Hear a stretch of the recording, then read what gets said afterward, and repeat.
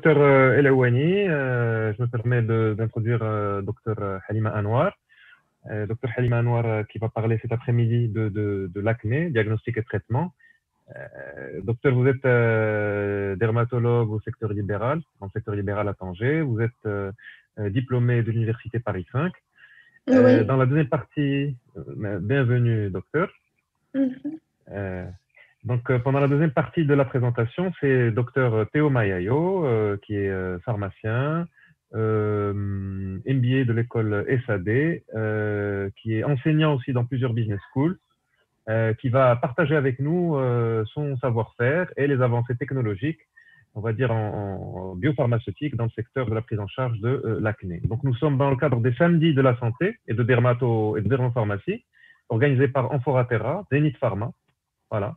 Donc, je cède immédiatement la parole à Dr Anwar pour commencer la présentation. Merci.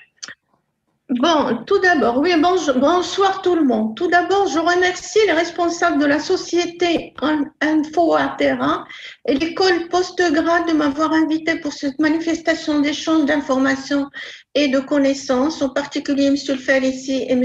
Awad, qui m'ont aidé à la réalisation de cet exposé. Merci M. L'Aouani. Merci au docteur L'Aouani. Ça fait, on partage l'écran.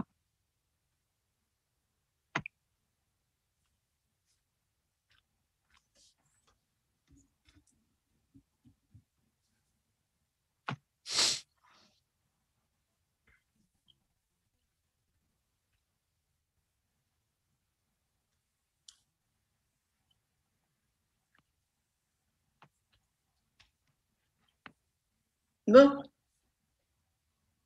Oui, je suis ravie de partager avec vous cet exposé qui parle de l'acné.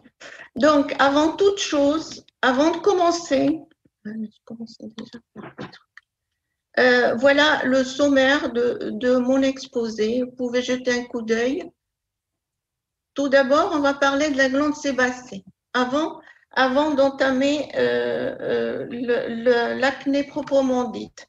Là, je vous ai mis une copistologie pour vous localiser la glande sébacée, sa situation. Là, on a la peau, la surface cutanée, et bien la glande sébacée, c'est ce petit organe-là qui est attaché à un follicule pileux. Là, c'est le follicule pileux.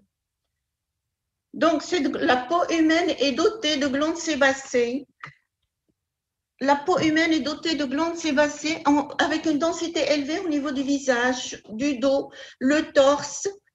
C'est un petit organe minuscule, polylobé, qui est responsable de la synthèse du sébum, ce même sébum qui rentre dans la composition du film hydrolipidique. Donc là, c'est le schéma de la glande sébacée, c'est schématiquement avec le follicule pileux. Donc, je disais que ce film hydrolipidique, il a le rôle d'assurer d'empêcher la déshydratation cutanée et de protéger la peau contre les agressions. Il a un rôle aussi, il assure la souplesse de la peau et des cheveux. Oui, là, le compartiment. La glande sébacée est généralement associée à un follicule pileux, soit un cheveu, soit un poil ou un duvu. Cette glande elle est rattachée au follicule pileux par un canal excréteur qui permet l'acheminement du sébum une fois sécrété par ce canal pour être déversé à la surface de la peau. Donc, la glande sébacée est en principe formée de cellules qu'on appelle les sébocytes.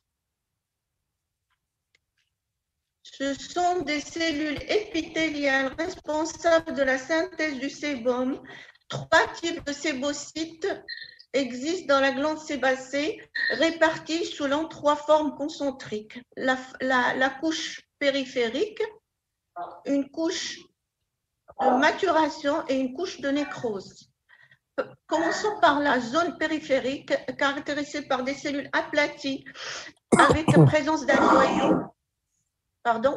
Avec présence d'un noyau, cette cellule va migrer vers la zone de maturation en augmentant de volume et en chargeant de lipides. Au départ, il présente des marqueurs des cellules souches normales. Une fois dans la zone de maturation, ces sébocytes vont encore augmenter de volume parce qu'ils sécrètent plus de lipides et ils vont doter de marqueurs tels la protéine kératine 7, la fatty acide désaturase ou encore l'antigène membranaire de l'épiderme. Et puis, on a la zone de nécrose. Une fois le sébocyte mature, il va libérer son sébum selon un processus qu'on appelle holocrine, lors duquel la libération du sébum s'effectue par rupture membranaire. Donc, ce sébum, il va emprunter le canal excréteur. Là, ce schéma, on voit mieux, pour être libéré à la surface cutanée. Donc, physiologie de la glande sébacée. Comment elle fonctionne, cette glande? Elle est principalement sous contrôle hormonal. Les principaux stimuli hormonaux sont la testostérone et les androgènes d'origine surrénalienne. D'autres hormones peuvent agir sur la sécrétion sébacée, telles les hormones thyroïdiennes, les œstroprogestatifs et les hormones hypothalamo-hypophysaires. Les sébocytes ont un équipement enzymatique propre, l'isoenzyme et la 5-alpha-réductase, qui leur permet de convertir les précurseurs androgéniques circulants en dihydrotestostérone, qui est l'effecteur hormonal intracellulaire de la sécrétion sébacée. D'autres récepteurs peuvent être activés par d'autres facteurs tels les neuropeptides, l'insuline, le cholestérol et les acides gras. Là, on a parlé du fonctionnement normal de la glande sébacée. Là, on va voir qu'est-ce qui se passe quand il y a de l'acné. Donc, l'acné, c'est une maladie inflammatoire du follicule pileux.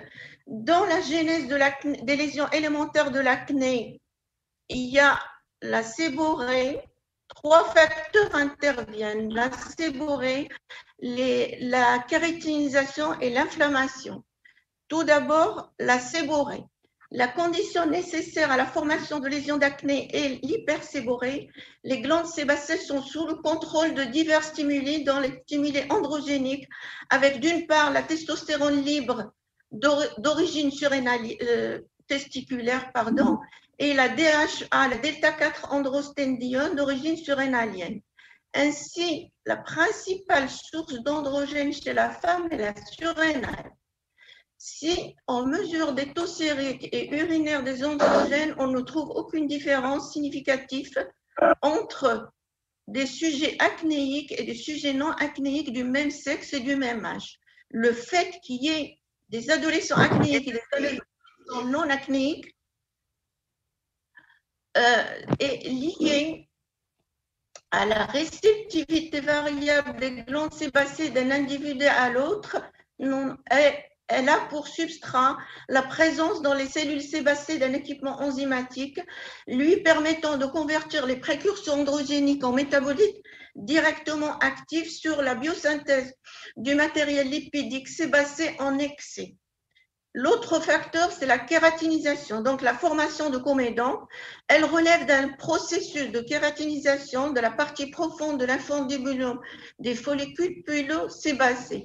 Ceci est dû d'une part à l'augmentation de l'activité mitotique et de la cinétique cellulaire des kératinocytes dans la partie du follicule pileux, et d'autre part à la rétention de la kératine infundibulaire liée à une anomalie dans l'élimination des cellules cornées. L'autre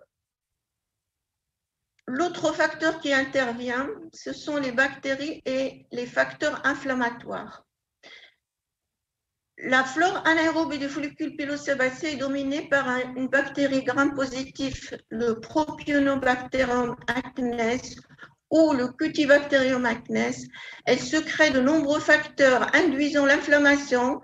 Différentes souches de Cutibacterium acnes ont un pouvoir inflammatoire différent par plusieurs mécanismes. Tout d'abord, l'hydrolyse des triglycérides en acide gras libre, activation du complément, chimiotactisme des neutrophiles, sécrétion de substances cytokines-like, sécrétion de métalloprotéases, et l'activation des récepteurs de l'immunité innée présents sur les kératinocytes, induisant la production in situ de cytokines-like.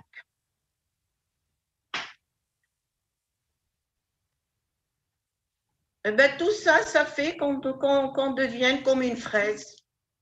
Voilà, maintenant, on va parler des signes cliniques. Tout d'abord, on a les lésions élémentaires. L'acné et le diagnostic de l'acné est clinique. Il n'y a pas d'examen complémentaire à faire, il n'y a pas de bilan. 4 types de lésions existent dans l'acné. Tout d'abord, les lésions rétentionnelles et les lésions inflammatoires. Là, schématiquement, je vous ai présenté. Là, c'est le comédon fermé. Là, c'est un comédon ouvert. Comment ça se présente? Il y a un trou, donc il est ouvert. Là, c'est les papules, les lésions inflammatoires, et puis il y a les pustules. Comment elles se présentent, ces lésions élémentaires? Tout d'abord, il y a la séborrhée. La séborrhée, elle est constante. C'est la condition préalable au développement des lésions acnéiques. La peau est luisante, brillante, surtout au niveau du nez, des joues, du menton et du front, le torse et le haut du dos. Elle peut affecter le pavillon de l'oreille. Quand la séborrhée est intense, on dit qu'elle est huileuse et fluente. Elle peut causer une odeur désagréable.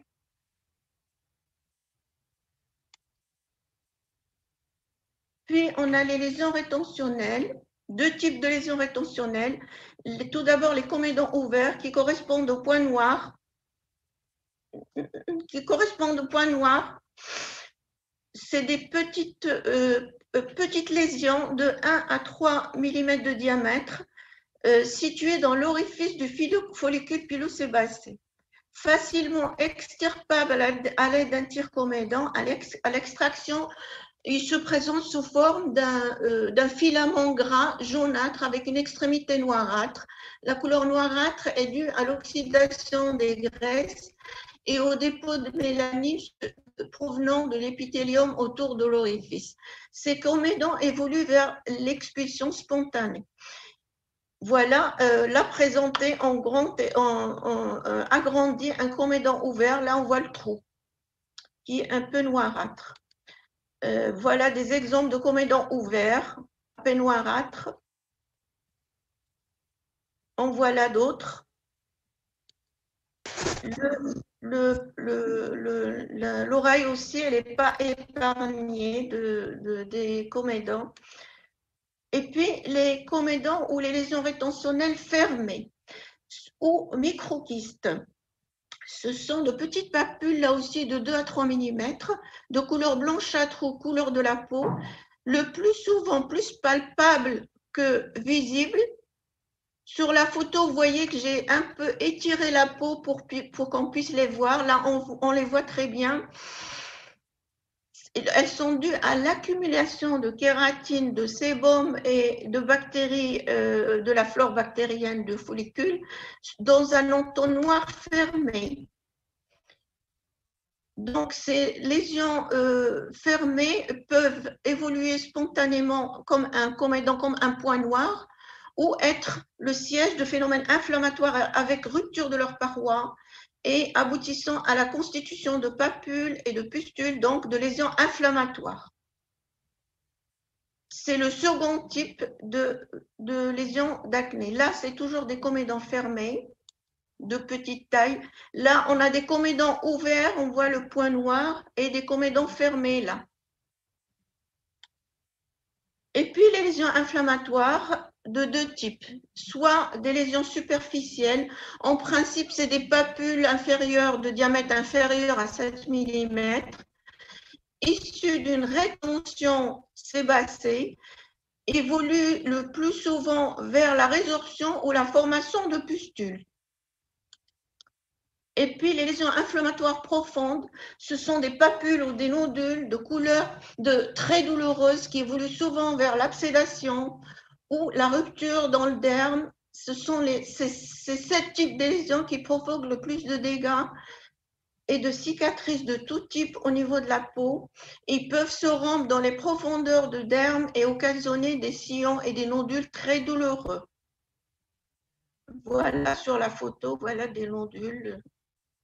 Voilà. Et les lésions pustuleuses, en principe, c'est des papules avec une collection purulente dans leur partie apicale. Bon, quelles sont les différentes formes? Là, on a vu les lésions élémentaires, ce qu'on peut voir, tous les types de lésions qu'on voit dans l'acné.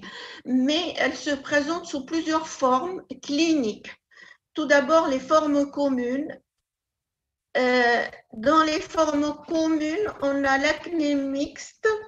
C'est l'acné que tout le monde connaît, c'est la forme la plus fréquente, survient au moment de la puberté, touche le visage, peut s'étendre au dos et au torse.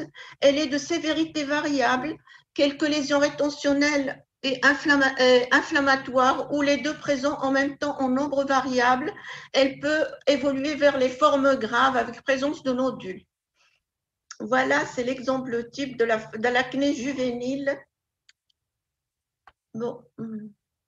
Et puis, on a l'acné rétentionnelle, c'est la forme la plus fréquente des acnés débutantes, souvent avec des comédons fermés ou ouverts ou des microquistes, et fréquente à l'âge prépubertaire. En voilà l'exemple, surtout au niveau du front. Et les formes graves, là aussi, on en a deux types. La forme nodulaire, ou acné conglobata, présence de nombreux nodules inflammatoires qui peuvent évoluer vers l'absédation ou se fistuler en profondeur avec extension au niveau du dos et du torse. Le plus souvent chez le sexe masculin, l'évolution est chronique avec formation secondaire de cicatrices souvent très importantes. Voilà une forme nodulaire. Et puis l'acné fulminance, elle reste quand même exceptionnelle, l'acné fulminance. C'est une acné débutant brutalement, le plus souvent chez le garçon aussi, avec association d'une altération de l'état général, des arthralgies, une hyperthermie, une hyperleucocytose et de nodules très inflammatoires, nombreux qui évoluent vers des ulcérations hémorragiques ou nécrotiques. C'est la seule photo que j'ai. Et puis, on a les formes cliniques ou étiologiques particulières. Tout d'abord, l'acné néonatale. Néonatale chez les nouveau-nés, elle est due aux androgènes maternels. Le plus souvent, elle est transitoire, le temps d'éliminer ces androgènes. Elle est de siège facial et de sémiologie commune. Peut se prolonger chez le nourrisson. L'acné prépubertaire, elle survient précocement avant le développement des caractères sexuels, essentiellement rétentionnelle, et fait partie des mauvais pronostics de l'acné. Les formes exogènes, elles sont dues soit au contact avec la peau, avec des huiles minérales, au niveau des bras et des cuisses, chez les garagistes bien sûr et les mécaniciens, ou à la suite d'exposition aux hydrocarbures aromatiques polychlorés. L'exposition professionnelle, bien sûr, mais cette forme, dans ce cas, l'acné, elle est généralisée, mais actuellement, elle devient rare vu les moyens de protection.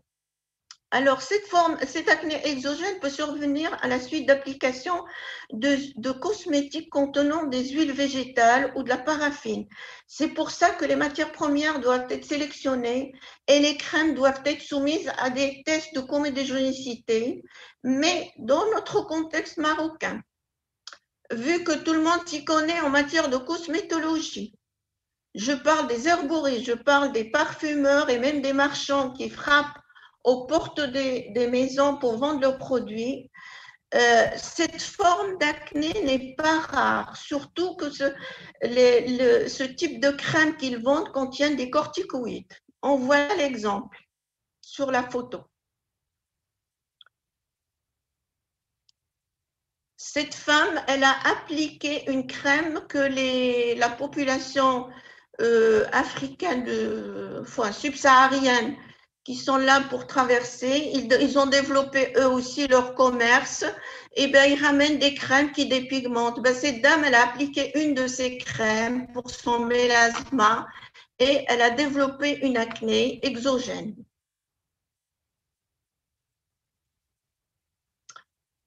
Puis, l'acné de la femme adulte, c'est une acné peu retentionnelle qui peut survenir soit à un âge tardif, soit c'est une acné juvénile qui se prolonge vers l'âge adulte, sans période de rémission ou avec une période d'accalmie, sans qu'il y ait un abus de produits cosmétiques non adaptés ou en rapport avec une endocrinopathie quelconque.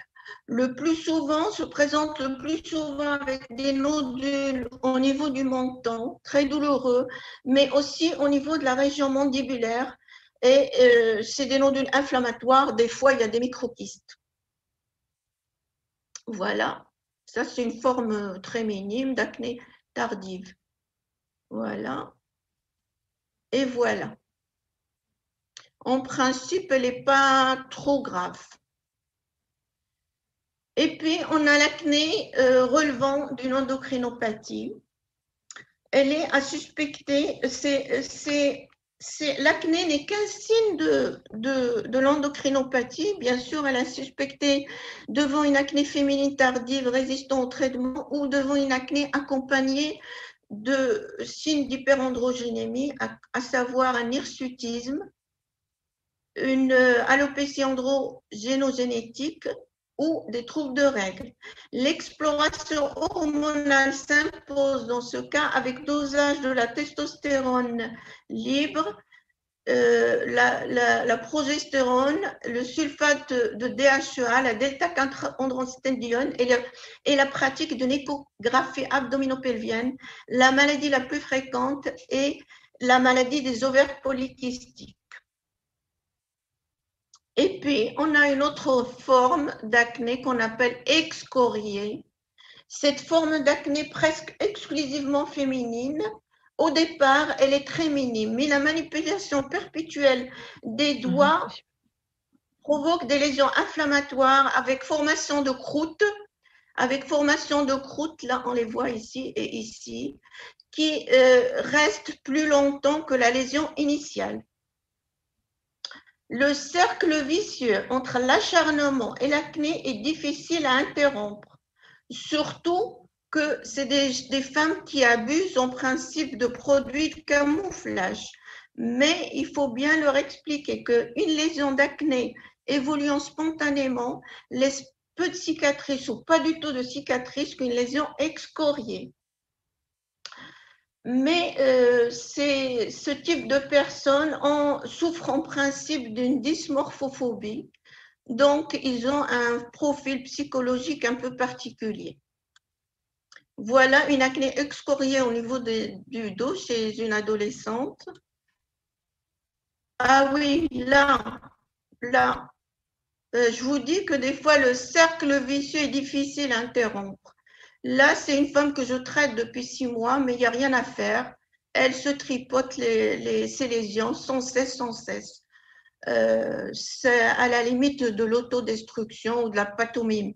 Donc là, j'étais obligée de l'envoyer chez le psy il y a 15 jours parce qu'il n'y a pas moyen d'arrêter ça. Voilà, là, c'est les lésions pigmentaires post-excoriation chez un homme, malgré que c'est l'apanage surtout de femmes, mais il y a des hommes qui présentent de l'acné excoriée. Là aussi, chez un homme dans le dos, une acné excoriée. Bon, l'acné peut prêter confusion avec certains types de maladies, le plus souvent les folliculites. Les folliculites, c'est des petites papules folliculaires centrées par une pustule, mais l'absence de lésions rétentionnelles élimine déjà le diagnostic de l'acné. Parmi les causes les plus fréquentes des folliculites, ce sont les folliculites infectieuses, candidosiques ou bactériennes, et les folliculites médicamenteuses. En principe, ce sont des lésions monomorphes papulopustuleuses sont comédants avec un début brutal et une régression après l'arrêt du médicament en cause. Parmi les médicaments les plus incriminés, on a les androgènes chez les sportifs et les culturistes, les progestatifs de synthèse et les contraceptifs oraux, les corticostéroïdes, les antituberculeux, la vitamine B12, les sels de lithium, les immunosuppresseurs tels la cyclosporine A et l'azatioprine, et les thérapies ciblées anticancéreuses. Autre maladie qui peut prêter confusion avec l'acné, c'est la rosacée. Mais là, ce sont des lésions papulopustuleuses ou granulomateuses sur un fond érythémateux de tout le visage avec des télangiectasies et parfois atteinte oculaire. Les syphilides acnéiformes et la sarcoïdose. Bon, on va parler un peu des complications de l'acné. Malgré que l'acné est une maladie bénigne qui évolue sur 3-4 ans et peut disparaître sans laisser de séquelles, mais la forme inflammatoire papulonodulaire est pourvoyeuse de cicatrices indélébiles qui sont de deux types. Les cicatrices atrophiques telles qu'on voit dans l'image, dans la photo. Ce sont des lésions déprimées rétractées. Là, elles sont arrondies, mais elles peuvent avoir différentes formes. Là, c'est toujours arrondi, mais voilà, on peut voir des traits, des V, des U. Leur traitement étant difficile, une prévention par une prise en charge précoce des lésions inflammatoires est la plus adaptée dans ce cas-là, pour éviter toutes ces cicatrices. Voilà les différentes formes qu'on peut avoir comme cicatrices atrophiques. Voilà, là, ils sont plus pigmentés. Voilà, sous forme de traits, vous voyez, des atrophies. Voilà les différentes formes. Voilà les traits. Et puis, on a les cicatrices kéloïdes. Les cicatrices kéloïdes, ce sont des tumeurs cutanées fibroblastiques avec une néovascularisation. Elles se présentent sous forme d'une masse dure à surface lisse érythémateuse qui se forme après la guérison initiale. Si elle n'est pas traitée à temps, elle dépasse largement les limites de la lésion initiale. Vous voyez comment elle est allongée. Les zones où il y a plus de risque d'avoir des cicatrices kéloïdes sont les épaules, la région sternale et les régions mandibulaires. Allah. Voilà, ça c'est le dos. Le dos. Hein? Ça, c'est la région de l'épaule. La région sternale où là c'est la région mandibulaire. On voit là une cicatrice kéloïde. Et dans la région sternale, ils peuvent prendre des formes incroyables, des dimensions incroyables. Une autre complication, même si elle n'est pas très fréquente, c'est les alopécies cicatricielles. Je vous remets la photo de ce monsieur, le pauvre, il a tout type de cicatrices. Là, c'est des cicatrices atrophiques, une kéloïde là, mais en plus, il a des alopécies. Vous voyez des pertes de poils au niveau de la barre. Bien sûr, les alopécies cicatricielles, c'est surtout chez l'homme et au niveau de la barre.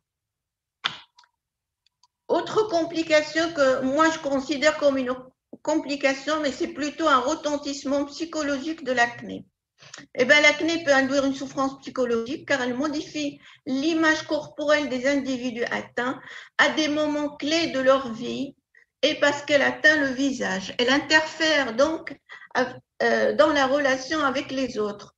Pour l'adolescent comme pour l'adulte, le problème n'est pas tant dermatologique, mais n'est pas tant dermatologique que socio-psychologique, excusez-moi. L'acné a des conséquences sur la vie sociale, le stress, l'estime de soi, la confiance en soi et donc sur la qualité de vie. Chez certaines personnes, l'acné peut contribuer à l'installation d'une dépression ou d'une phobie sociale. Oui, dans notre contexte, oui, il y a plein d'adolescents qui refusent d'aller à l'école, d'aller au lycée. Et les filles, elles mettent la burqa pour sortir, pour cacher leurs lésions cutanées. Maintenant, on va voir les moyens, comment on va chasser ces boutons. La chasse aux boutons, donc, elle se fait par deux types de traitements. On a les traitements locaux et les traitements généraux. Avant toute chose, il faut savoir qu'il n'y a que deux voies de guérison possibles. Soit la guérison spontanée, qui est la plus naturelle et qui se fait après une période non prévisible, et la voie thérapeutique par l'isotrétinoïde. L'acné est une maladie chronique, donc il faut un traitement d'induction et un traitement d'entretien. Alors, quels sont les moyens qu'on a? Tout d'abord, les traitements locaux, les rétinoïdes topiques ou trétinoïdes qui sont le rétinoïde de première génération, disponible en gel ou en crème avec des concentrations de 0,25 à 0,1%, et l'isotrétinoïne. Enfin, tazarotène, je ne fais que citer, ça ne s'utilise pas. L'isotrétinoïne ou l'adapalène, qui sont les rétinoïdes de deuxième génération. Ces rétinoïdes par voie topique agissent avant tout comme kératolytiques lipophiles et ils permettent la fonte et l'expulsion des comédons et des microkystes. L'adapalène, elle a un effet anti-inflammatoire en plus. Tous les rétinoïdes ont un effet irritant et provoquent une sécheresse et une desquamation fine de la peau. Le peroxyde de benzoïle, c'est un agent puissant antibactérien sur les germes impliqués dans l'acné.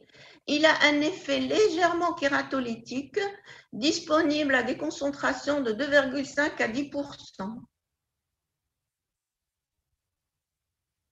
Et il a l'avantage de ne pas présenter de résistance. Par contre, il peut être irritant et peut causer des phototoxicités et peut décolorer les vêtements. Puis, on a les antibiotiques locaux. Ils agissent exclusivement sur la flore bactérienne de l'acné. Deux molécules ont prouvé leur efficacité. Tout d'abord, l'érythromycine à 4% en gel ou en solution de 2 à 4% et la clindamycine à 1%. Ils induisent, leur grand problème, les antibiotiques locaux, c'est qu'ils induisent des résistances bactériologiques associées à une diminution de leur efficacité, bien sûr. Du coup, il faut les utiliser pour des courtes durées et en association avec du peroxyde de benzol ou un rétinoïde, ce qui diminue les risques d'apparition de souches du Cutibacterium acnes résistant. Et puis, on a l'acide d'une autre molécule, c'est l'acide azélaïque, dont la découverte a été fortuite. Son activité kératolytique et anti-inflammatoire a été fortuitement mise en évidence à la suite de ses études sur son effet dépigmentant. Bon, quelles sont les complications des traitements locaux? Premièrement, l'effet asséchant des rétinoïdes. On peut pallier à cet effet asséchant en jouant sur la posologie et le mode d'application ou en prescrivant une crème hydratante le matin. Le peroxyde de benzol, il peut provoquer des allergies de contact, interdisant définitivement leur utilisation. Et bien sûr, il a l'inconvénient de décolorer le linge. Les antibiotiques locaux sont, surtout quand elles sont associées à des antibiotiques par voie générale, sont responsables de la multiplication de germes résistants, faciles à reconnaître, surviennent après une acné traitée d'abord avec succès, puis apparaissent malgré la poursuite des traitements des pustules non précédées de papules. Elles nécessitent l'interruption du traitement définitivement. Le risque tératogène des rétinoïdes topiques, leur utilisation, bien sûr, entraîne un passage systémique confirmé, mais minime, bien que les séries contrôlées n'aient pas permis d'identifier sa tératogénicité. Il est déconseillé de les utiliser pendant la grossesse, En revanche, il n'est pas nécessaire de leur associer une contraception. Et puis viennent les conseils d'hygiène. Bien sûr, la dermatocosmétique fait partie intégrante de la prise en charge du patient acnéique. Elle aide à diminuer les effets indésirables et bien sûr d'avoir une observance. Ce qu'on peut conseiller aux patients acnéiques, c'est une bonne hygiène avec un syndé ou un eau micellaire qui respecte le pH de la peau, associé à une crème hydratante non comédogène et à une protection solaire efficace. Leur conseiller de ne pas presser les comédons et il n'y a pas de régime à suivre. Bon, les traitements généraux. Tout d'abord, on a les antibiotiques comme arme contre l'acné. Tout d'abord, les cyclines.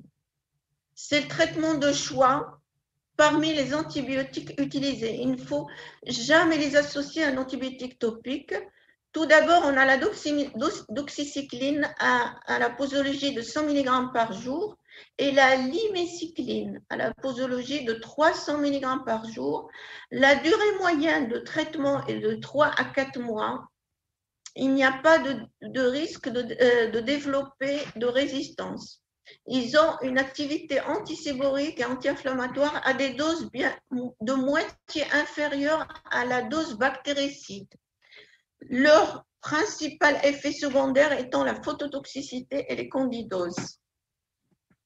Je ne fais que citer la minocycline. Elle est utilisée en cas d'échec avec les autres cyclines parce qu'elle a des effets secondaires graves, même si elles sont rares.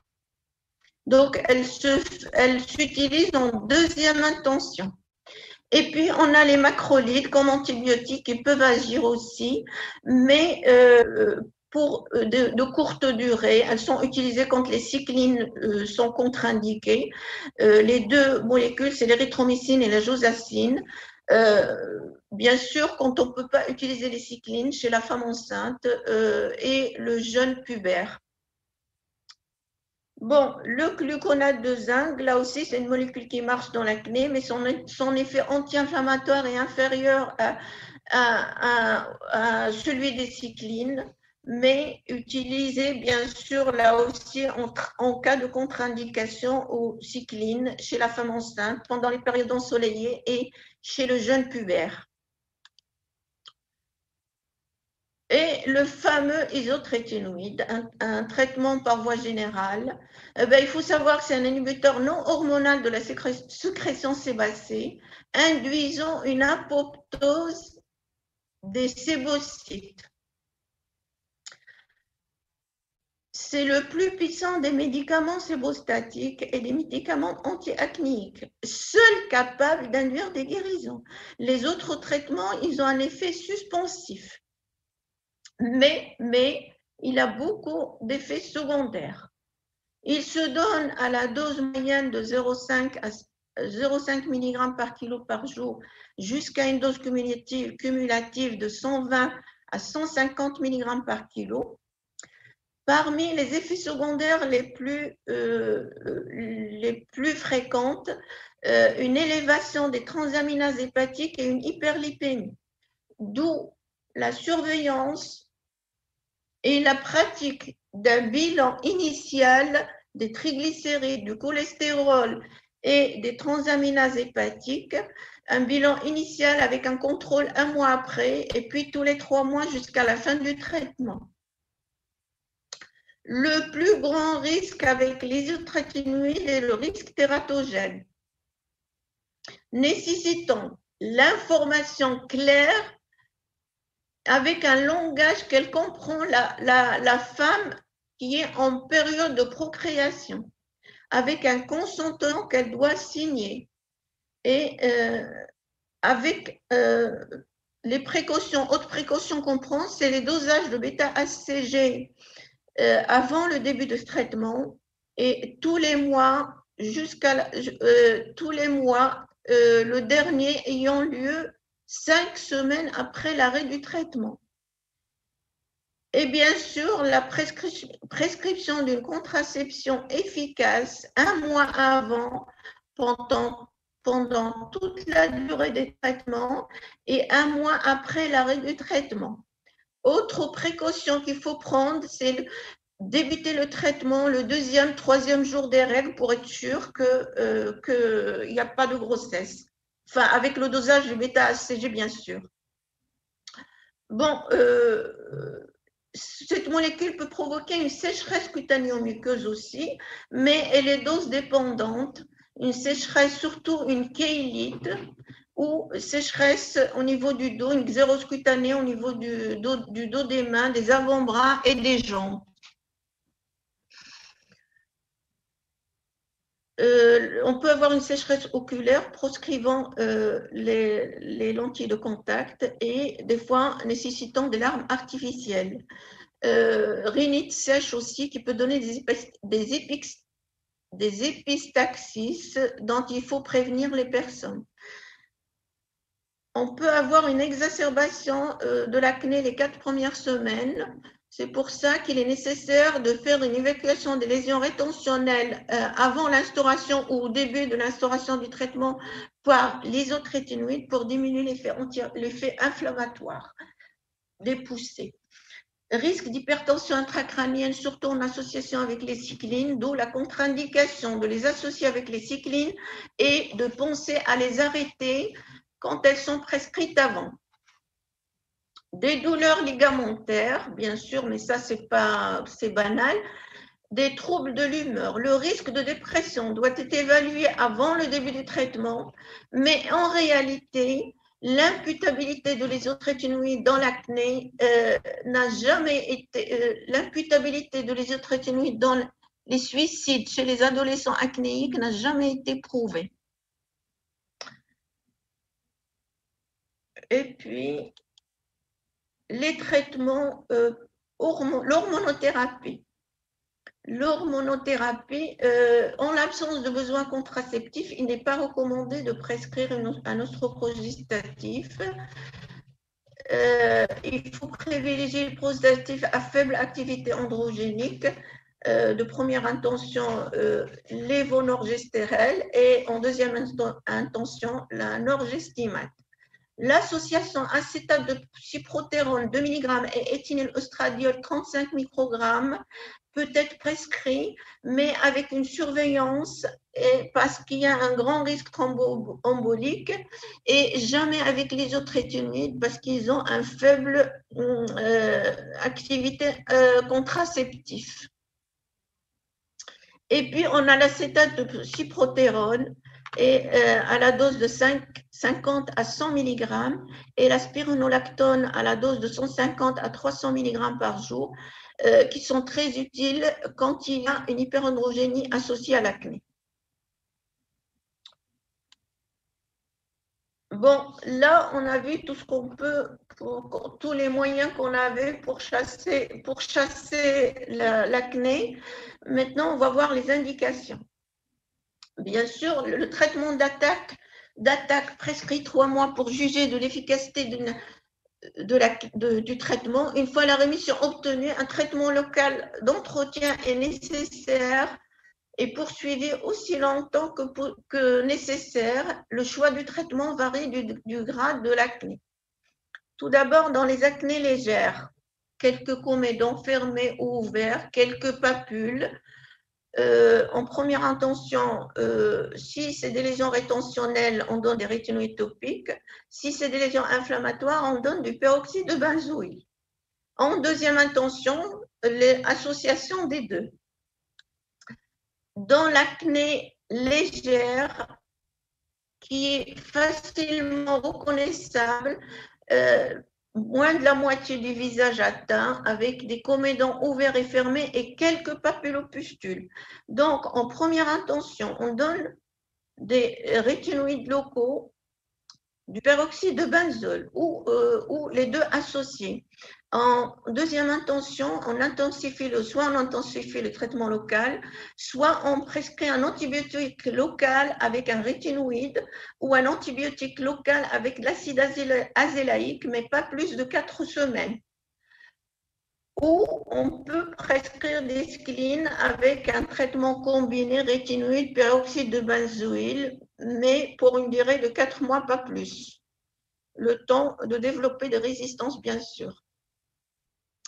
L'acné moyenne, voilà, le type d'acné moyenne, plus de la moitié du visage qui est atteint, de nombreux papulopustules, de nombreux comédons ouverts et fermés, un ou deux nodules, parfois sont présents.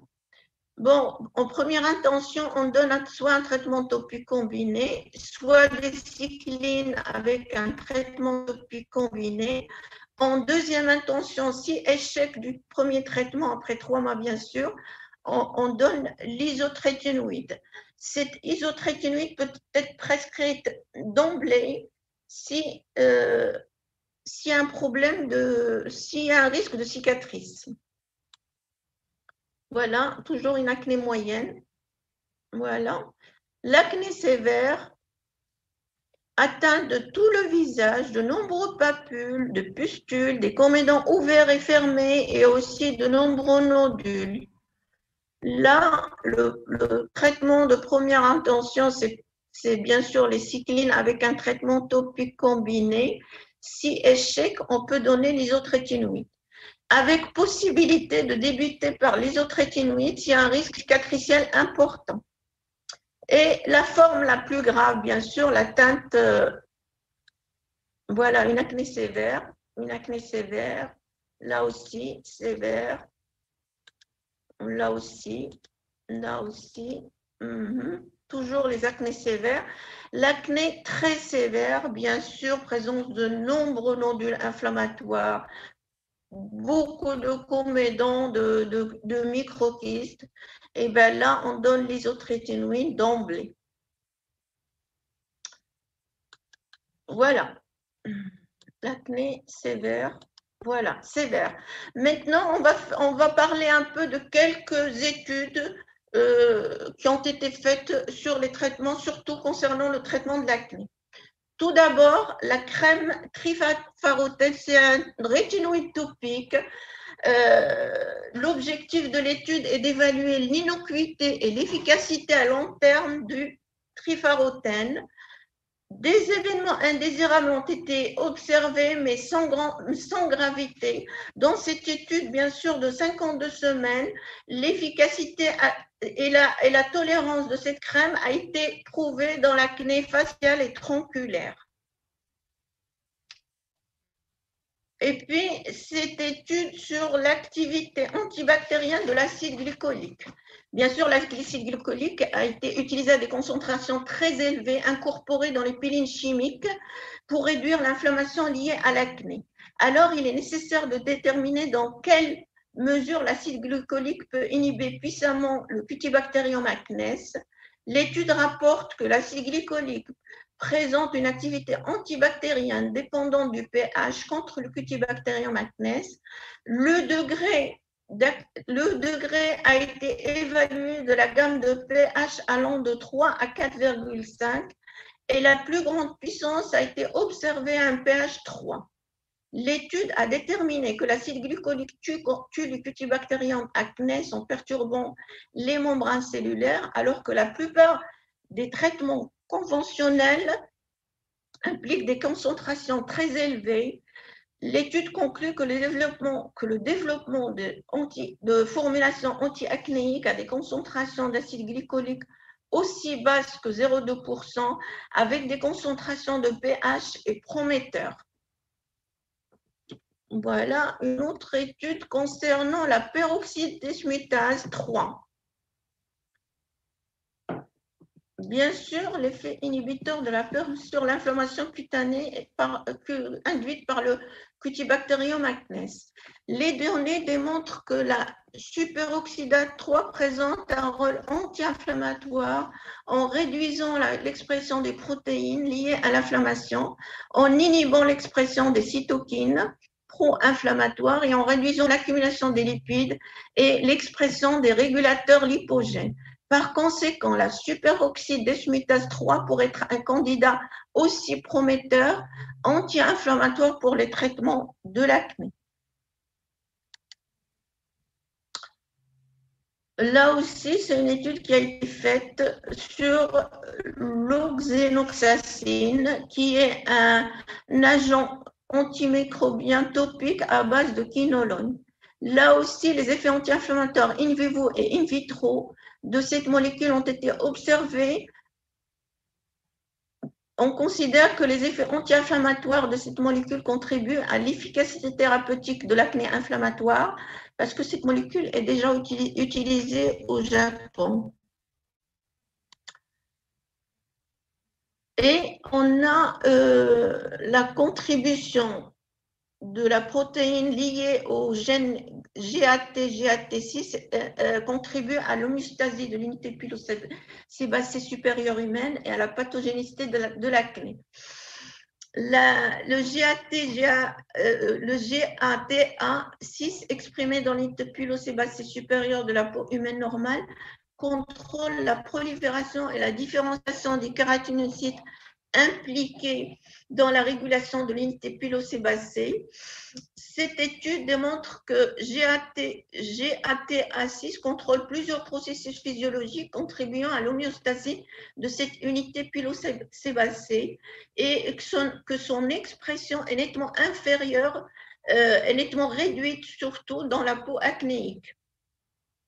Donc, l'étude conclut que cette molécule peut être une cible additionnelle dans le traitement de l'acné. Autre étude que j'ai trouvée, oui, là, c'est une revue systématique de l'épidémiologie de l'acné. L'étude vise à analyser l'épidémiologie de l'acné dans le monde et à évaluer les facteurs qui modifient le risque de présenter l'acné et le risque de développer une acné sévère. 4 facteurs ont été étudiés, les facteurs démographiques, les facteurs génétiques et hormonaux, les facteurs alimentaires et les facteurs personnels.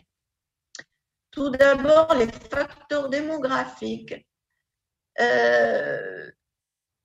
Datant de 2010, il y avait une étude qui a été faite et qui a rapporté que la femme était plus atteinte que l'homme. Mais dans ces études, les résultats sont mitigés avec au final autant d'hommes atteints que de femmes. Quant à la gravité de l'acné, c'est l'homme qui a le plus de formes graves. Pas d'incidence concernant le niveau socio-économique. La faible utilisation de l'ordinateur et le mariage protégeraient contre le développement de l'acné. Le niveau d'éducation des parents augmente le risque de développer une acné grave.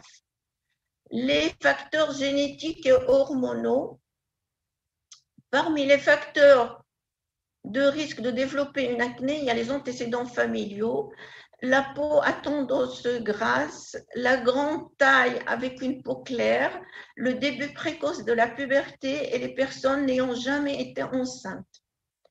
Les facteurs pour développer une acné sévère, il y avait surtout les antécédents familiaux et la peau grasse.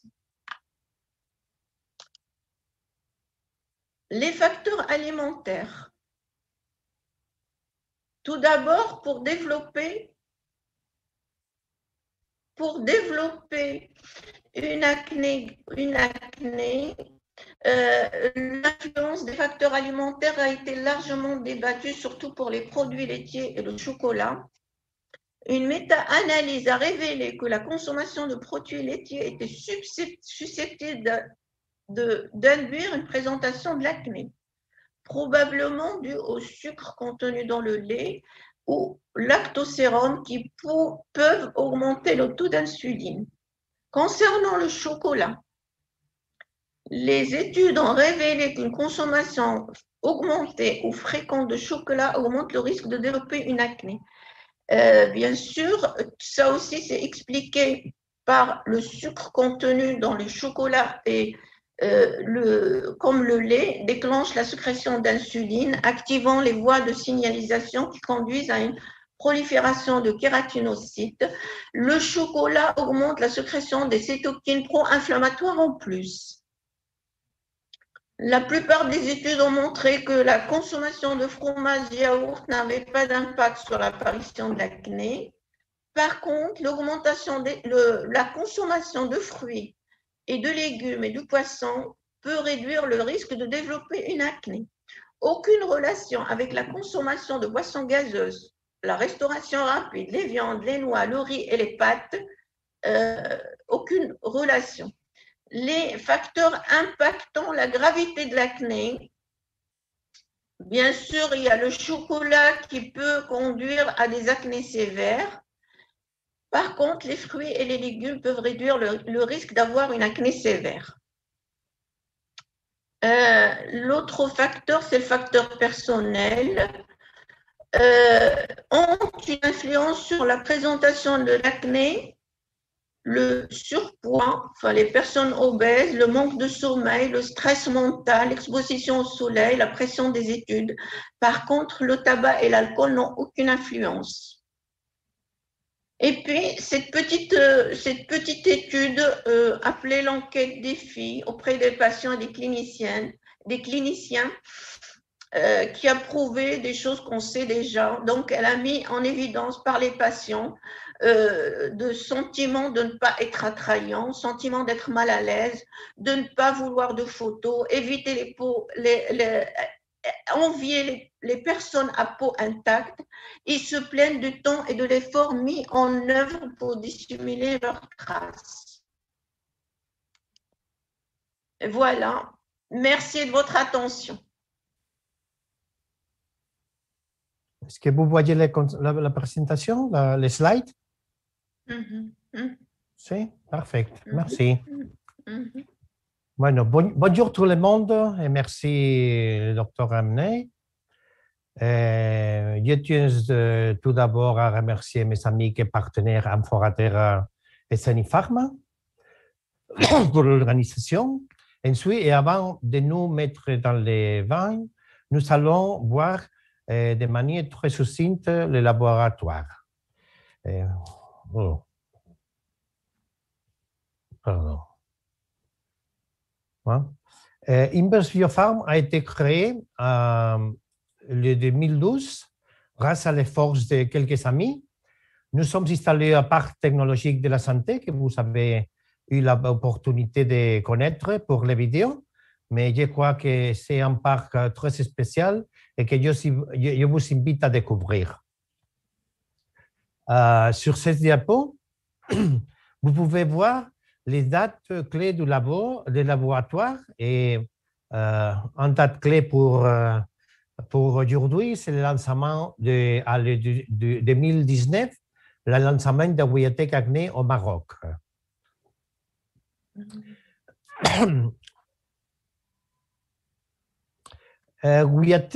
Wiatech, c'est la marque que nous avons pour commercialiser notre produit. C'est l'acronyme de Wrinkle, en anglais, Wrinkle Wound and Whitening Technology, que c'est la technologie de les rides, de les plaies et du blanchissement. La caractéristique de notre produit, c'est une efficacité élevée. Parfois, c'est par l'utilisation des produits biotechnologiques bien connus. Résultats très visibles et mesurables en quelques jours. Et nous croyons que c'est pour la stabilisation des produits biotechnologiques, de las protéines, que nous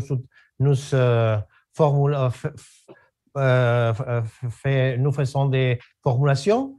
Et c'est parce que nous avons un brevet en technologie permettant de stabiliser les facteurs de croissance épidermique, une des protéines plus étudiées.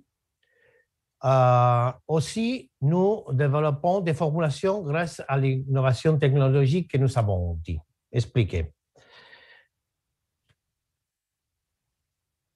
Notre laboratoire est organisé en plusieurs directions, étant celle de recherche et de développement la plus importante pour nous. Inverse Biopharm, c'est aussi un acronyme du laboratoire. La raison sociale complète est Institut d'investigación biotecnológica, farmacéutica y medicamentos huérfanos. En français, c'est Institut de recherche biotechnologique, pharmaceutique et médicaments orphelins. La direction et le département de R&D est formé par des pharmaciens, des chimistes et des biologistes. Et parfois, le plus important est de dire que nous avons une structure qui permet de passer de l'idée originale au produit final, tout dans les laboratoires, dans notre structure. Notre recherche développement se focalise sur le développement des produits biotechnologiques tels que les facteurs de croissance épidermique ou les facteurs de croissance des kératinocytes. Très instables, ce qui les rend difficiles à manipuler.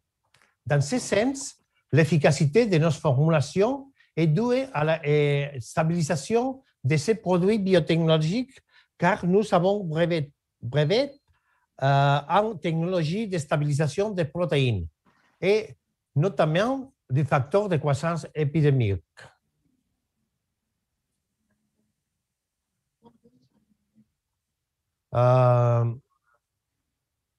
Nous estimons que la recherche est essentielle et pour cela, nous menons constamment des projets de recherche avec plusieurs partenaires et notamment avec des universités.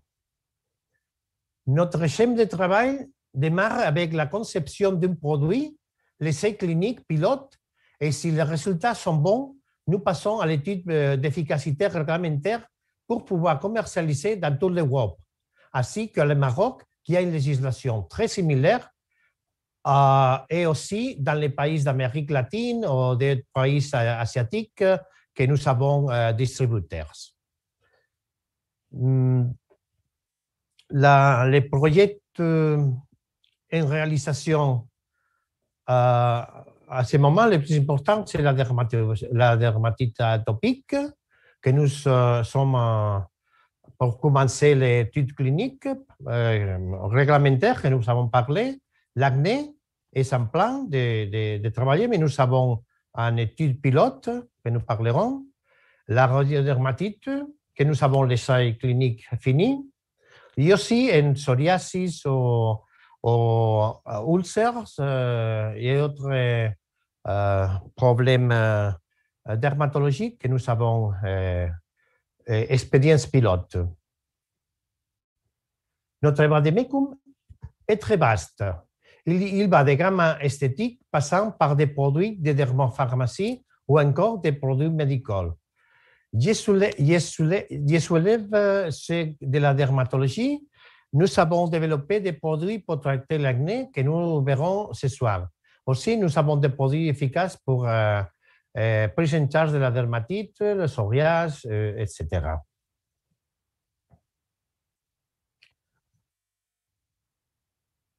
Après cette introduction des laboratoires, nous parlerons découvrons quelles sont les nouveautés dans la prise en charge de l'affection dont le docteur Anouar a largement parlé dans la première part de la session, et notamment dans son aspect clinique.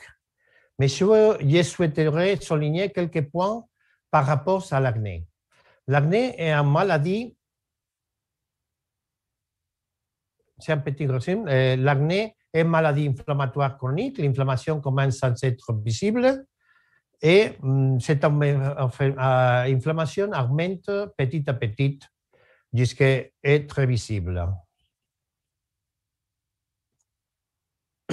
Et une accumulation de sébum, que la docteure a parlé parfaitement. Et pour le traitement, il faut éliminer les processus inflammatoires, éviter les possibles infections et reconstituer la peau.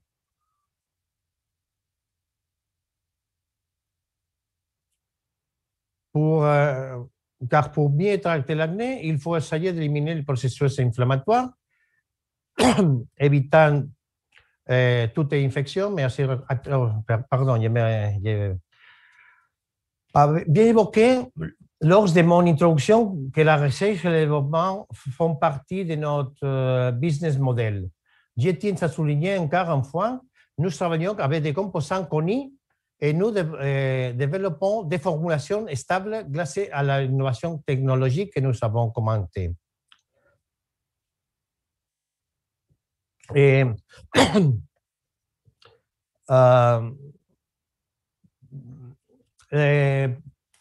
cela étant dit, passons aux nouveautés pour traiter l'acné. Nous avons développé un excellent produit qui est le Guayotec Acné. Nous verrons de manière plus précise ce produit. Nous avons conçu un nouveau produit, c'est le Guayotec Acné Cream Plus, et nous avons aussi le Guayotec Repel Plus. Nous verrons plus tard dans quel cas sont recommandés les derniers produits. Ces derniers produits ne sont pas encore sur le marché marocain. Seulement le Guayotec Acné qui est lancé au Maroc en 2019.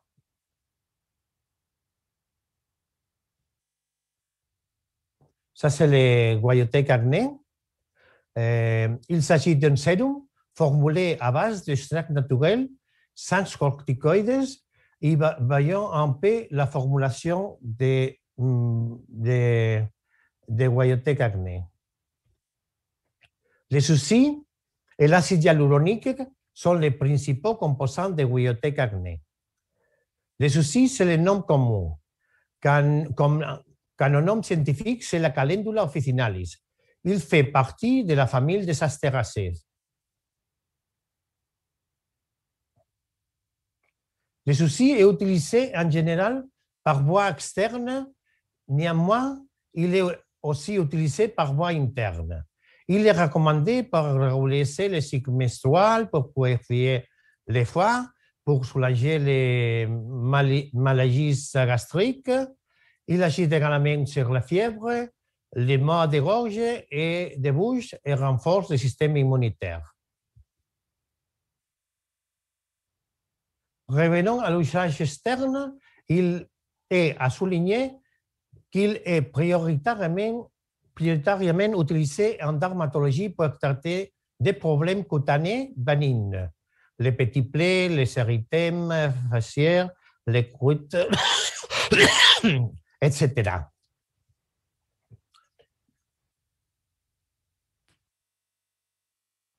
Les soucis permettent à notre corps de fabriquer plus de tissus et des tissus de meilleure qualité afin de rebâtir la zone endommagée.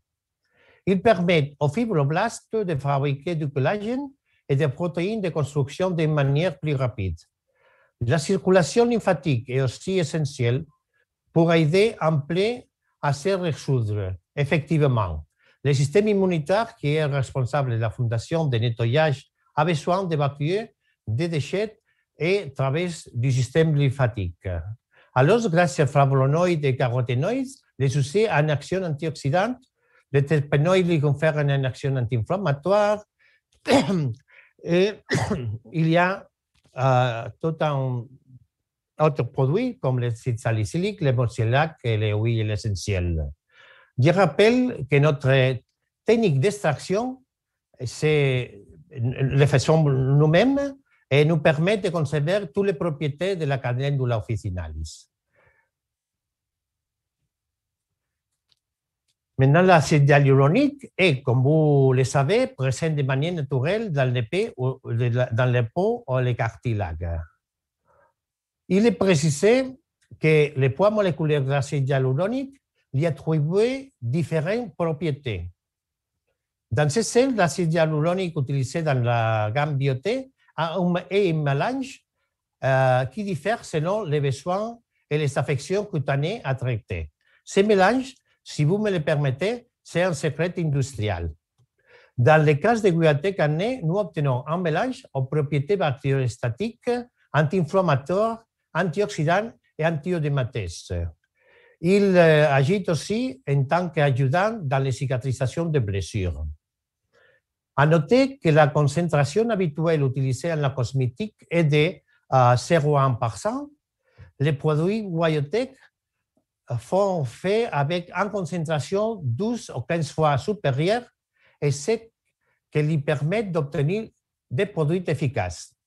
Et aussi le mélange que nous avons parlé de différents hyaluroniques. Voyons en détail les différentes propriétés de l'acide hyaluronique que nous avons parlé. Il stimule la libération de bêta-défensine, il active le système de défense, il stimule l'activité antimicrobienne des bêta-défensines, y compris contre les bactéries gram-négatifs. Il est aussi cicatrisant. Je soulève encore une fois que la synergie de deux composants de Guayoteque acné, à savoir l'acide hyaluronique et l'extrait de la fleur de la calendula officinalis, permettent d'avoir une meilleure cicatrisation. Et aussi, l'acide hyaluronique stimule la synthèse de collagène dans la derme. Il augmente la prolifération des fibroblastes qui ont aussi la capacité de les synthétiser, augmentant ainsi la quantité de l'acide hyaluronique de la peau. La peau récupère un aspect plus firme, se tonifie et les rides sont réduits. Ça, c'est les photos du produit. Guayoteque acné sert aussi bien pour prévenir l'acné comme pour traiter ses symptômes. Alors, beaucoup de vous se penseront que la question suivante, quand est-ce qu'il doit être prescrit? Il faut dire que dans le cas de l'acné légère ou très légère, Guayoteque acné peut être utilisé seul. Il est largement suffisant et au bout de quelques jours seulement, on peut observer une nette amélioration. Dans le cas de l'acné moyen, une association Guayoteque acné et antibiotiques peut être utile. Et finalement, une association d'une topique Guayoteque acné et isotretinoïne orale est nécessaire dans le cas de l'acné sévère. Concernant les modes d'utilisation, c'est très simple. Et ouvrir les viales, comme vous pouvez voir, l'observer sur le slide. Ceci dit, et pour éviter de possibles interactions, il est recommandé d'éviter une application simultanée avec des produits de maquillage ou d'autres produits cosmétiques.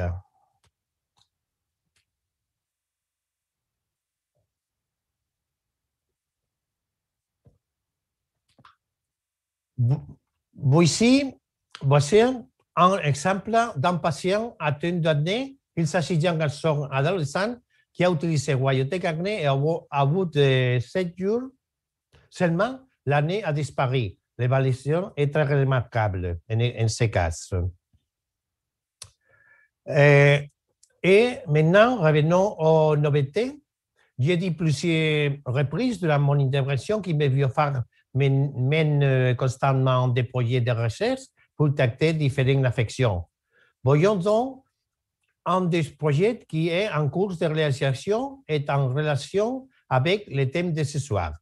Pour une meilleure prise en charge de l'acné anti-inflammatoire et aussi des cicatrices de l'acné, nous avons développé un nouveau produit, Guayoteque Acné Crème Plus, très utile pour traiter l'acné inflammatoire. Quant aux cicatrices de l'acné, nous avons Guayoteque Repair Plus à utiliser dans la consultation du praticien. Guayoteque Acné Cli est formulé à base de calendula officinalis, et huile de l'arbre de thé, de l'acide hyaluronique, du rétinol, aloe vera, de vitamines et surtout les facteurs de croissance épidermique, les molécules biotechnologiques que avons commentées. Et je rappelle que nous avons développé une technique qui permet de stabiliser les facteurs de croissance épidermique pendant 3 années. Ces formulations nous permettent d'obtenir une crème ayant des propriétés purifiantes, calmantes, cicatrisantes et régénératrices.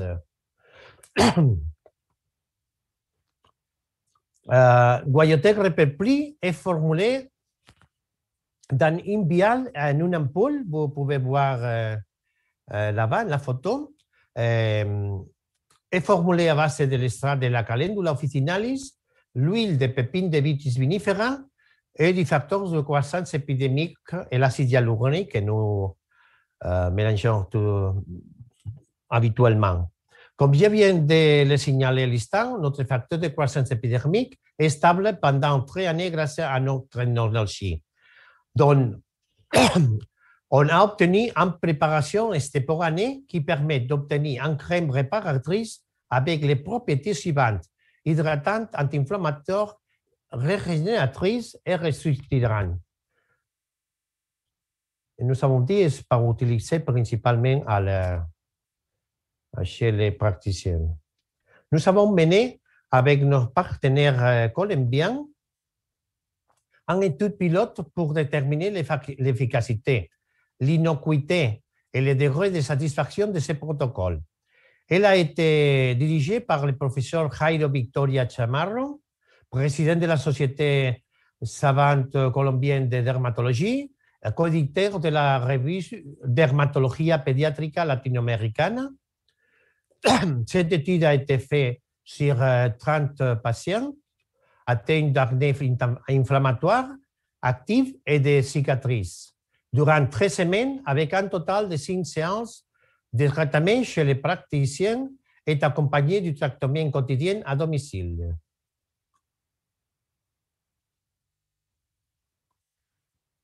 Le résultat, vous pouvez observer l'amélioration sur les photos de quelques patients prises avant et après.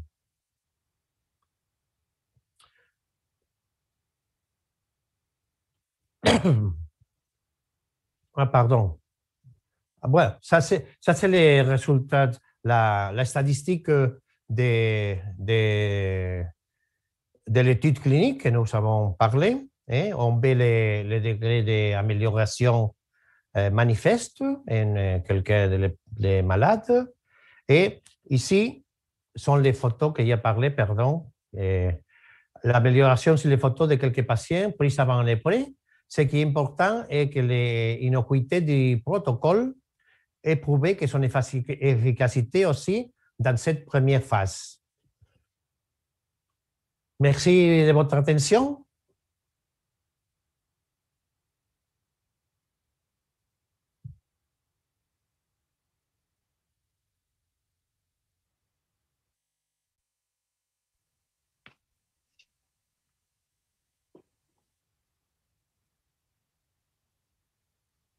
Hola.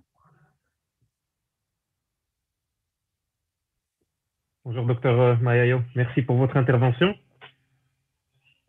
Donc, je crois que nous allons passer aux questions des assistants. Donc, c'est ouvert. Je rappelle que vous pouvez adresser vos questions soit oralement ou soit à travers le chat de Zoom.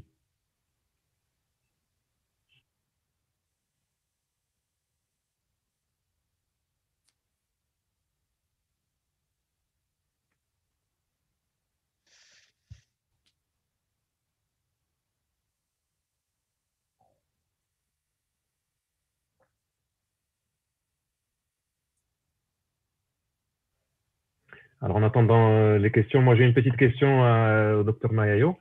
Je voulais vous poser la question concernant l'avantage sur l'efficacité de la combinaison des deux facteurs pour la prise en charge de l'acné. De la combinaison de... Avez-vous dit de la combinaison de quel... Les principes actifs du produit pour la prise en charge de l'acné. C'est-à-dire la combinaison de l'acide hyaluronique. Oui. Il y a évidence scientifique de la calendule. Il y a beaucoup d'études publiées. Aussi, nous avons d'expérience en l'étude que nous avons fini de radiodermitis. Et En radiodermitis, il y a beaucoup d'expériences et aussi recommandé par l'Association américaine de nurserie et de radiodiagnostic parce que c'est très actif. Et aussi, l'acide hyaluronique, il y a aussi des papiers faits à ce sujet et aussi des études randomisées en double aveugle. Son action, les actions que nous avons parlé. Ce qu'il faut retenir par rapport à l'efficacité Wyotek acné, ce sont des points. La concentration et la formulation. La concentration qui est 12 à 15 fois supérieure à celle qui est utilisée dans les cosmétiques. Et aussi, il y a, si vous me permettez, un secret industriel concernant à la formulation. C'est la combinaison de différents acides hyaluroniques, des poids moléculaires différents. Et c'est pour cela que les autres crèmes n'a pas un résultat à la même activité.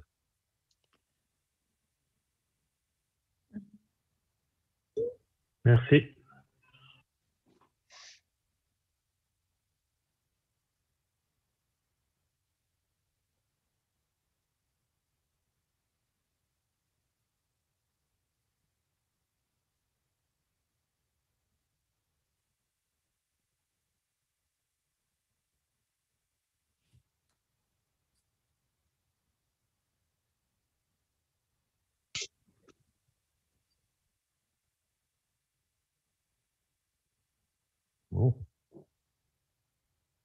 J'ai vu une question pour moi, mais à Paris, la bibliographie, il n'est pas.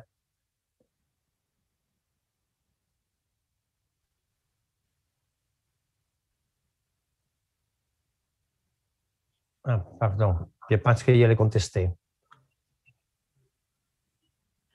Donc la question, c'est finalement quelle est la particularité du produit, sachant que dans le domaine, il y a des spécialités qui proposent aussi un extrait de calendula et d'acide hyaluronique.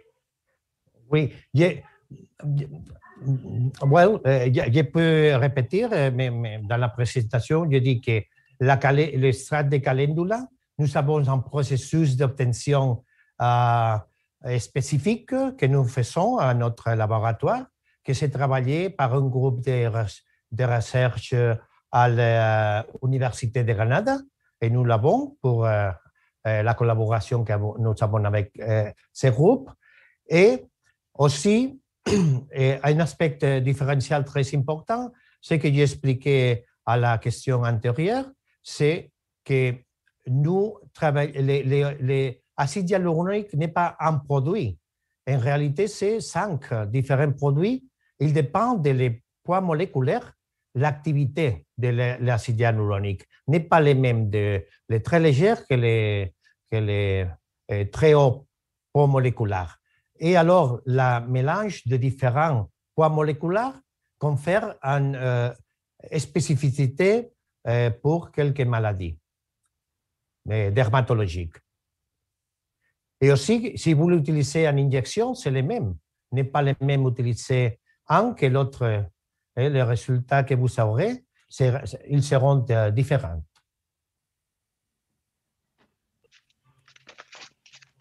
Merci, Dr Mayayo. Il y a une autre question. Et il y a le lien aussi de l'étude. Donc, dans l'échange de Zoom, donc les participants peuvent, les assistants peuvent voir. Donc, il y a une question du Dr Anouar, pour Dr Anouar. Quelle est la place de la photothérapie? Je ne sais pas si vous les voyez, docteur. Oui. D'accord, donc je vous laisse oui. Place de la photothérapie, comment agit la protéine, facteur. Ah oui, ben, il y a les lasers qui ont été utilisés, la photothérapie, mais ils ont un effet anti-inflammatoire suspensif comme tous les autres traitements. Oui, ça a été utilisé, mais c'est pas un traitement de fond de l'acné. Alors, comment elle agit la protéine, facteur de transcription? Ben, ça, Je vous envoie j'ai marqué les références de la publication et comment agit, vous pouvez voir sur l'étude. Non, il n'y a pas eu de travaux sur la cytokine life. Oui, j'ai vu.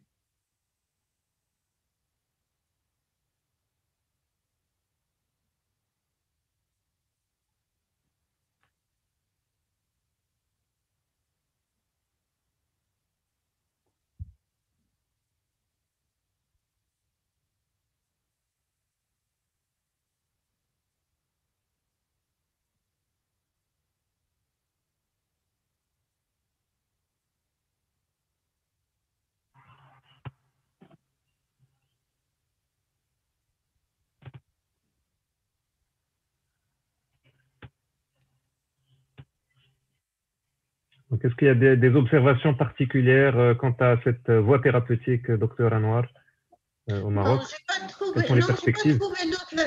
j'ai pas trouvé d'autres études là-dessus.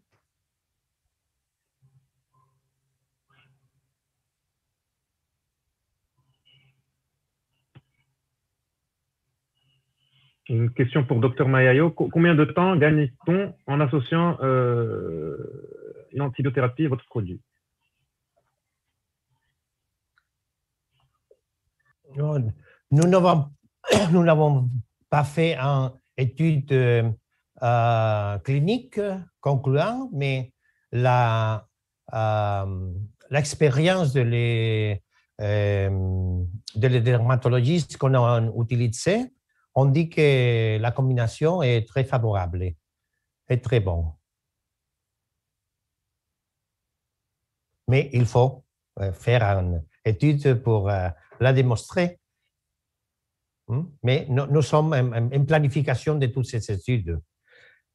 Comme vous avez vu, nous sommes en compagnie très jeune et tous les développements cliniques, on a besoin de beaucoup de temps.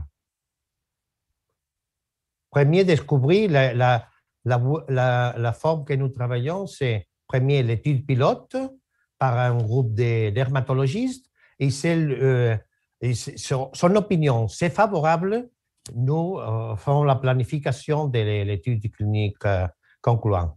Le problème, c'est que nous travaillons avec les facteurs de croissance épidermique, que c'est une molécule qui a une action sur beaucoup de réparation et reconstruction de la peau et tous les problèmes qu'on a normalement la peau. Et ça veut dire que nous avons beaucoup d'áreas de développement et ça veut dire que nous avons commencé par radiodermitis, après nous sommes l'étude clinique avec dermatitis atopique, nous sommes en plan de faire le prochain sera psoriasis, que nous avons aussi quelques études pilotes et aussi en quelques maladies rares pour que ça c'est les principales activités qu'on veut faire la compagnie. Et avec toute l'expérience que nous avons en dermatologie, nous voulons commencer cette même année, à ichthyosis. C'est notre maladie rare que nous avons en pilote et c'est nous avons très d'espérance en qu'il peut donner résultats positifs.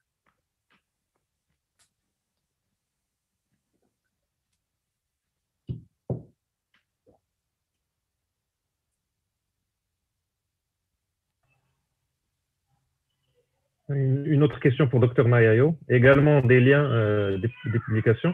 Êtes-vous avancé concernant les études mécanistiques, surtout les interactions avec les fibroblastes et les cellules épithéliales en général? Les études mécaniques, c'est-à-dire les études in vitro, c'est les mêmes ou c'est...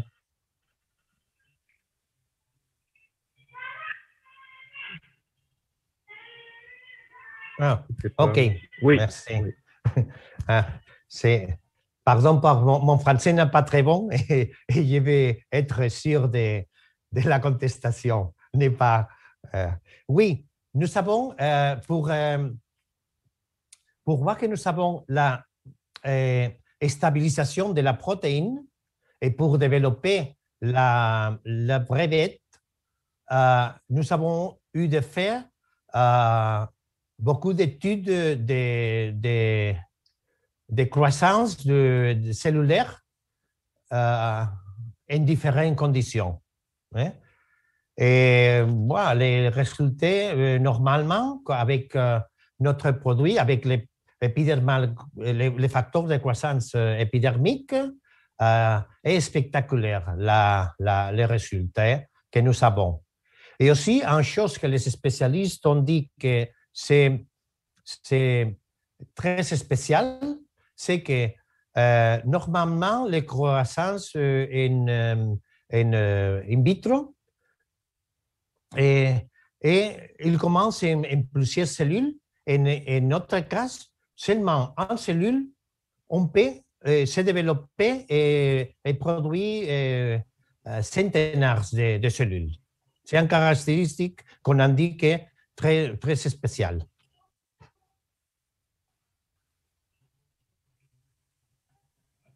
Alors, une petite question, Dr Malayo. Pourquoi est-ce que l'association de l'isotrétinoïne et du Wyotek acné est efficace? Bien, très fréquemment, l'isotrétinoïne provoque des troubles cutanés et des tissus sous-cutanés comme la cellulite, le dermatitis, la sécheresse de la peau, des desquamations localisées et tout ça que la docteure a parlé parfaitement. Et très rarement, aussi des infections microbiennes on peut provoquer. Compte tenu des actions des composants de Wyotek acné et qu'on a déjà vu durant l'intervention et que je rappelle encore une fois, les soucis a une action calmante, antiseptique, anti-inflammatoire, un effet régénérateur de la peau, et quand l'acide hyaluronique, il possède des propriétés antimicrobiennes, cicatrisants, hydratants et régénératrices. Ça veut dire que l'association s'avère très nécessaire car Wyotek acné agit dans les cas de l'acné sévère non seulement en tant qu'ajudant, mais aussi permet de traiter les troubles cutanés provoqués par l'isotrétinoïne.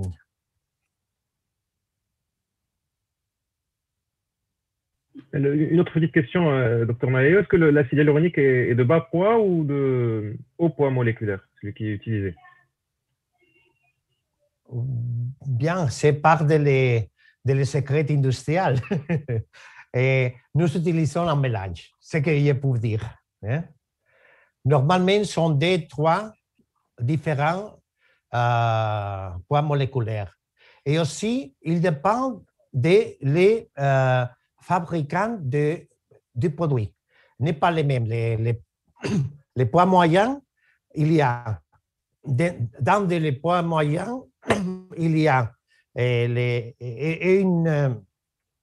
non, je ne sais comment l'expliquer. Il y a différent si vous demandez le niveau plus bas du moyen que le plus haut du moyen. Hein?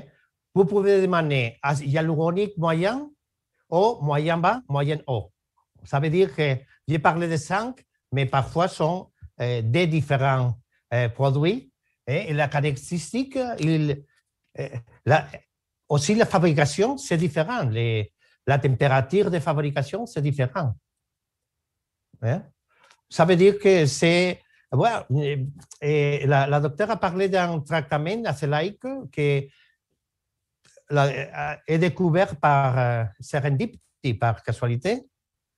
Et je peux dire que notre combinaison est aussi en serendipity parce que nous travaillons pour un autre projet et qu'on est arrivé les fins de semaine, quelques personnes a pris les hyaluroniques pour aller à la plage à l'été et ils l'utilisaient pour réhydrater la peau. Mais la surprise, c'est que la réhydratation vient accompagnée de l'élimination de l'acné des doigts autres adolescents qu'on utilise les produits.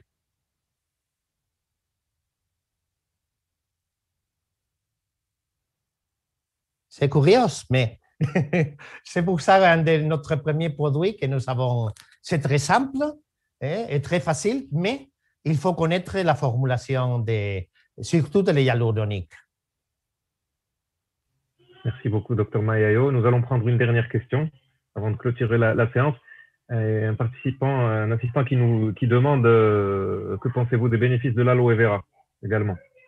Ouais, l'aloe vera est un produit qui a une action sur la peau très remarquable et aussi il y a beaucoup d'études cliniques et parfois si nous n'avons pas la technologie de la calendula officinalis travaillée pour ce groupe de la Université de Grenada, peut-être c'est l'extract d'élection pour quelques des indications que nous avons travaillées. Et normalement, nous utilisons facteurs de croissance épidermique, hyaluronique, tous les temps, calendula et aloe vera. Parfois, 40% de notre formulation, on a aloe vera, en combinaison avec la calendula. D'accord. Merci, Dr Mayayo. Je tiens à vous remercier. Merci vous. Je tiens à vous remercier. Je souhaite vous remercier. Je voudrais remercier aussi Dr Anouar, les Amphoratera aussi, les laboratoires Zenith Pharma et le labo de recherche Invest Biopharm pour cette excellente après-midi scientifique. Et on se dit à bientôt, Inch'Allah.